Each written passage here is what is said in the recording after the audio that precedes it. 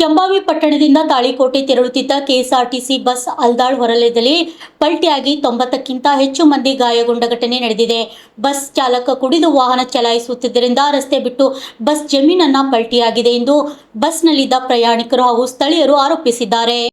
ಬೆಳಗ್ಗೆ ಶಾಲಾ ಕಾಲೇಜು ವಿದ್ಯಾರ್ಥಿಗಳು ಹಾಗೂ ಸಾರ್ವಜನಿಕರನ್ನು ತುಂಬಿಕೊಂಡು ತಾಳಿಕೋಟೆಗೆ ಬರುತ್ತಿದ್ದ ಬಸ್ ಏಕಾಏಕಿ ಅಪಘಾತಕ್ಕೆ ಈಡಾಗಿದೆ. 2 ಸೀಟ್ನಲ್ಲಿ ಕುಳಿತವರಿಗೆ ಕಬ್ಬಿಣದ ರಾಡ್ಗಳು ಹಾಗೂ ಸೀಡ್ ಕಬ್ಬಿಣದ ಒಡೆದು ಕೆಲವರಿಗೆ ಗಂಭೀರ ಗಾಯಗಳಾದರೆ ಇನ್ನು ಕೆಲವರಿಗೆ ಸಣ್ಣಪುಟ್ಟ ಗಾಯಗಳಾಗಿವೆ. ಬಸ್ ಪಲ್ಟಿ ಬಳಿಕ ಪ್ರಯಾಣಿಕರು ವಿದ್ಯಾರ್ಥಿಗಳು ಹೊರಗೆ ಬರಲು ಸಾಧ್ಯವಾಗದೆ ಬಸ್ ಒಳಗೆ ಅವರ ಆಕ್ರಂದನ ಕಂಡ ಸ್ಥಳೀಯರು ದೌಡಾಯಿಸಿ ಬಸ್ ಹಿಂಬದಿಯ ಗ್ಲಾಸ್ ಹೊಡೆದು ಪ್ರಯಾಣಿಕರನ್ನು ಹೊರತೆಗೆದಿದ್ದಾರೆ.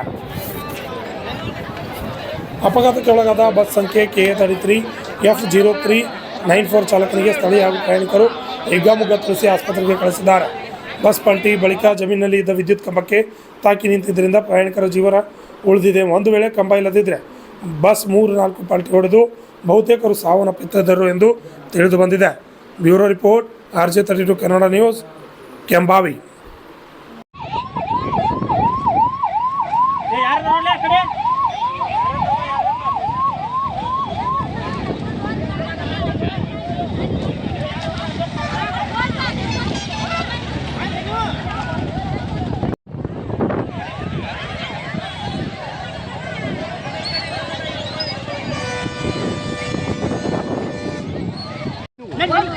ನಿಮ್ಗೆ